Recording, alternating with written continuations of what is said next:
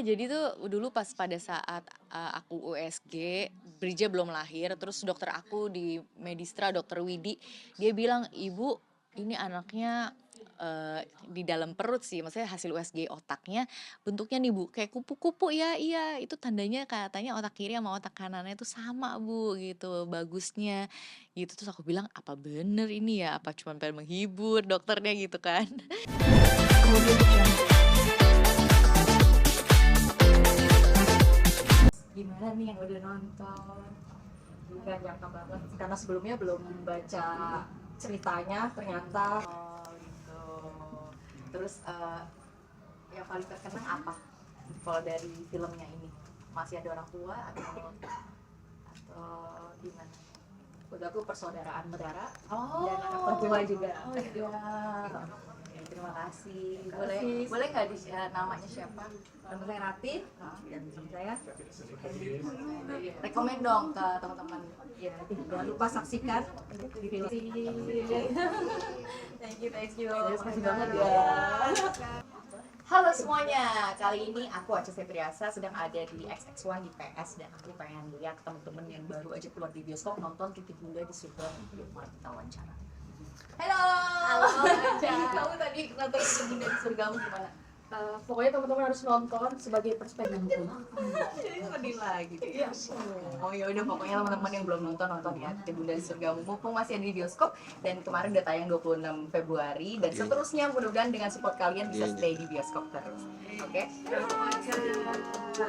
Kak, hari ini gimana tadi? Seru banget bisa ketemu sama fans-fans. Iya, hari ini aku ada acara nonton bareng karena kebetulan filmku yang terbaru baru tayang, Titip Bunda di Surgamu. Jadinya memang ini adalah momen sebelum aku berangkat lagi ke Australia. Jadi aku sediakan waktu yang emang sebenarnya tujuannya ke Jakarta waktu itu buat syuting dan promo film dan premier film dan juga sebenarnya kemarin juga diselipin juga ada liburan ke Eropa. Jadi sudah inilah rangkaian di Indonesianya kegiatannya udah selesai jadi harus balik ke rumah lagi gitu. Masih menyempatkan juga waktu untuk fans walaupun dia nama orang belum gimana sih mungkin arti fans nih? Wah, arti fans sih buat aku terutama Acamination memang segala-galanya karena memang Acamination itu udah terbentuk dari tahun 2007.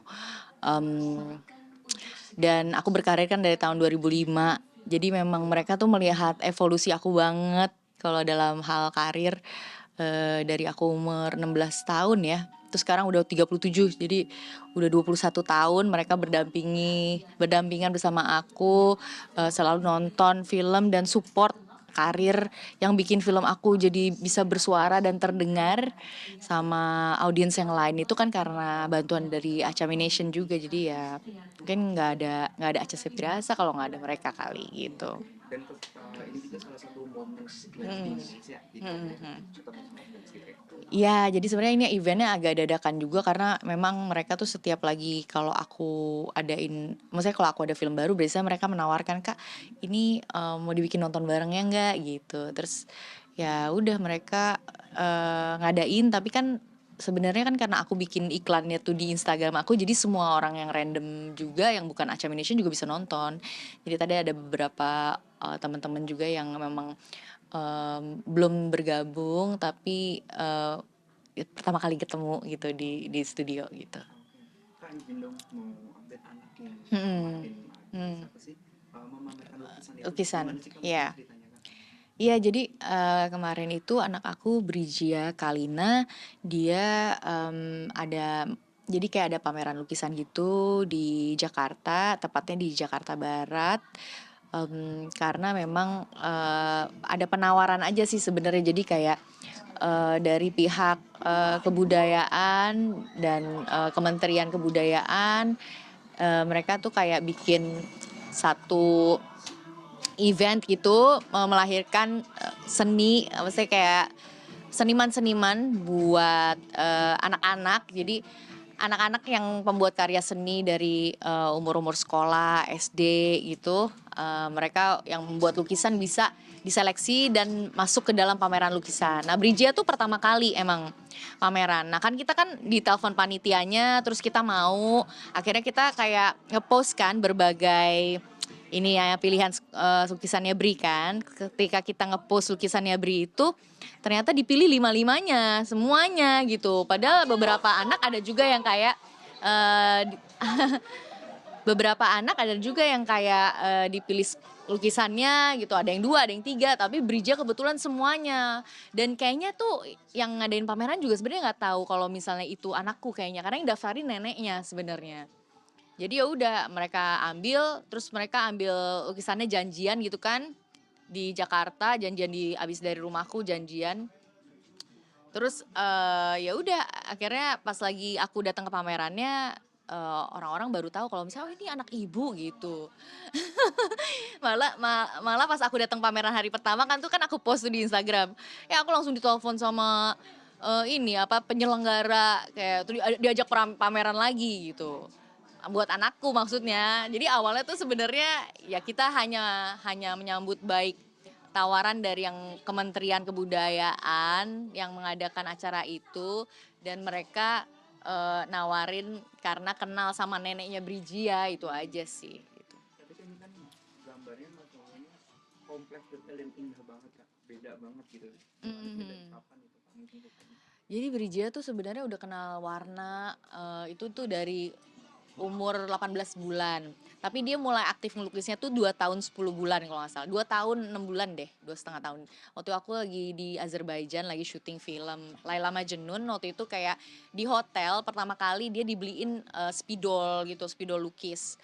Terus akhirnya dia ngelukis tapi di tisu gitu, cuman kayak di lembaran tisu, tapi pas dia kayak ngelukis itu kok kayaknya lukisannya macam Picasso gitu ya, kayak gabungan warna-warnanya, terus ada tekniknya, jadi ada yang kayak digini-giniin, jadi dia nggak satu teknik doang, macam-macam, ada yang dicipratin, ada yang digini-giniin gitu, jadi kayak kata mamaku kayaknya nih anak bisa deh kita arahin buat ngelukis gitu. Akhirnya emang dari situ dia selalu dibeliin kanvas, jadi dia selalu dibeliin kertas gambar, kanvas, selalu kayak ada waktu buat ngelukis dan lain-lain. Ya udah akhirnya kebiasaan gitu.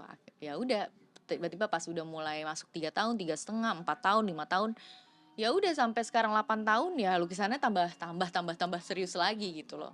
Mm-mm. Tapi ini merupakan salah satu kalau di juga nggak sih kan, mohon maaf nih karena kan sebelumnya kan yang Mm. ada cerita manusia yang otak itu seperti kupu-kupu gitu, Oh salah iya satu iya. bagian juga nggak sih dari Iya, jadi tuh dulu pas pada saat aku USG, Brija belum lahir, terus dokter aku di Medistra, dokter Widi, dia bilang, "Ibu, ini anaknya di dalam perut sih, maksudnya hasil USG otaknya bentuknya nih Bu, kayak kupu-kupu ya, iya, itu tandanya katanya otak kiri sama otak kanannya itu sama Bu, gitu, bagusnya, gitu." Terus aku bilang, apa bener ini ya, apa cuma pengen menghibur dokternya gitu kan. Terus ternyata benar-benar ternyata dia tuh anaknya lumayan cukup seimbang juga sih antara seni dan akademisnya. Karena memang dia suka pelajaran-pelajaran yang eksak juga kayak matematika. Dia juga bagus gitu di sekolahnya, tapi di satu sisi dalam menulisnya writingnya bagus, terus habis itu juga lukisnya juga luar biasa. Jadi ya memang kayaknya dia terinspirasi dari ibu bapaknya deh kayaknya. Bapaknya kan lebih kayak yang matematika, komputer, kalau ibunya lebih yang seniman gitu, jadi kayak dia dapat dua-duanya alhamdulillah gitu. Oke, berarti kan memasuki bulan puasa. Nah, Hmm. Bri sendiri udah puasa belum sih? Nah Brijia itu dia tuh baru setengah hari, udah gitu weekend doang. Karena memang di sana tuh sekolahnya kan dari jam 8 pagi sampai jam 3:30 sore, dan gak tahu sendiri kan gak ada yang puasa gitu ya, jadi ya berat buat kami orang tua tuh untuk yang kayak strict banget harus dia sampai selesai, karena Sydney tuh lagi summer kan. Jadi puasanya tuh dari jam setengah 6 pagi sampai jam setengah 9 malam. Ya sekarang mama papanya aja yang puasa, tapi Bridget belum. Tapi kalau weekend dia malah harus puasa.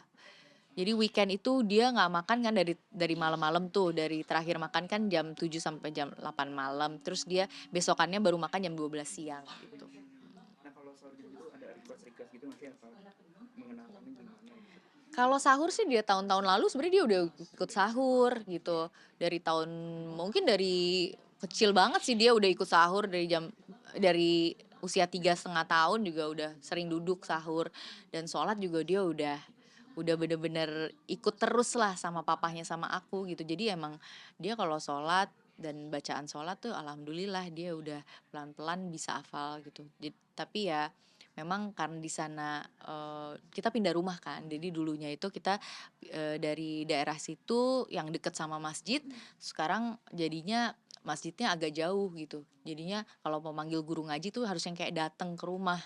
Nah, guru ngajinya karena rumah kita juga sama rumah guru ngaji agak jauh, jadi akhirnya weekly lah kita belajar ininya tuh jadinya selalu yang timing kita ke city-nya tuh jadi weekly. Jadi abis les matematika bahasa Inggris dia baru les ikro gitu. Sehingga ya gitulah. Jadi perlu perlu waktu lah buat catch up sama belajar agama yang sama aku yang dulu misalnya sekolahnya kan sekolah Islam gitu. Nah, tantangannya gimana tuh Pak memberi Heeh. di sekolah gitu untuk pengajiannya, apalagi kan mama di sana kan Mm. jatuhnya berarti minoritas ya, Iya, paham heeh. Islam ya. Bridge itu alhamdulillahnya untungnya dari dulu komunikasinya sama kita tuh lancar. Jadinya dia tuh selalu aku ceramahin juga gitu sih. Soal misalnya ya kita sebaiknya jangan pelihara dogs dulu karena ya nanti kalau misalnya kita ya maksudnya kalau kita sholat atau segala macam kita kebanyakan hudunya gitu. Terus dia pada pengen banget, dia suka banget sama anjing dan kita selalu main sama anjing di taman, tapi dia request anjing aku belum approve nih karena memang ya keluargaku waktu itu menyarankan bahwa ya Bridget diajarin ini yang bener dulu deh gitu, ngaji dulu gitu, jadinya ngerti kenapa. Terus apa ya, mungkin lebih kayak yang kalau puasa sih ya, dia tahu menahan lapar, menahan haus, dia juga tahu cara ya menahan amarah, nggak boleh nangis, itu dia juga ngerti banget. Dan ya alhamdulillah yang penting faith-nya sih, bahwa dia tuh punya faith yang sangat kuat banget. Jadi sebelum tidur, bangun tidur, dia terus selalu berdoa, doanya dalam Islam, berdoa bahasa Arab. Terus dia juga segala macam hal tuh sangat sensitif, apalagi mendoakan orang tua dan lain-lain, dia tuh selalu kayak penuh dengan doa anaknya gitu. Oke, nah kemarin pas waktu diajak umroh itu gimana sih? Karena kan Mm. dikenal aktif dan kritis, ada Mm. pertanyaan-pertanyaan gitu nggak sih mungkin sama. Dia tuh ngejalaninnya cukup semangat ya. Jadi walaupun dia ngantuk waktu itu kan kita jet lag ya pasti ya. Jadi kita mendarat di Qatar itu waktu itu jam 3 sore, terus langsung kita umroh kan. Jadi tuh sampai malam umrohnya. Dia ini loh sa'i gitu kan, ikutan lari-larian walaupun dia ngantuk akhirnya aku gendong. Ya ampun aku sa'i sambil gendong. Dan waktu itu kan memang ya udah dalam keadaan inilah ya kan lantainya dingin kayak gitu-gitu jadinya nggak yang gimana banget. Tapi aku sama Vicky tuh gendong dia ganti-gantian pas sa'i itu. Ya itu salah satu trip kita yang terakhir sih. Itu sebelum kita akhirnya pisah. Jadi mungkin adalah trip yang dikenang banget kali sama dia karena kan dia mempelajari agama pertama kali, terus juga dia ngelihat Ka'bah pertama kali, terus ya waktu itu juga ada mama papanya komplit dan kita ngajarin anak kita. Jadi waktu itu pas umroh sebenarnya mau aku sama my ex husband doang kan, tapi ternyata waktu itu qadarullah mamaku yang dan nemenin papaku yang sakit. Tadi mau dititipin dia, tapi emang kayaknya jalan Tuhan dia tuh harus ikut kita gitu. Akhirnya itu jadi trip kita terakhir yang bertiga sih, umroh. Heeh. Kak, izin dong terakhir greeting Iya, Idul Fitri. Oke. 3, 2, 1. Halo teman-teman semuanya, saya mengucapkan selamat Hari Raya Idul Fitri. Semoga puasa tahun ini kita juga ibadahnya diterima oleh Allah dan yang pasti kembali pulang ketemu sama keluarga dan bersilaturahmi dengan keluarga. Semoga doa-doa kita di Ramadan ini dijabah. Selamat Lebaran, minal aidin wal faizin. Halo Kia dan Irwan, aku Aca Septriasa. Aku mengucapkan selamat untuk kelahiran anaknya. Bertambah lagi jadi 3 anaknya sekarang. Semoga sehat dan juga kalian berdua selalu dilindungi Allah dan langgeng selalu selamanya.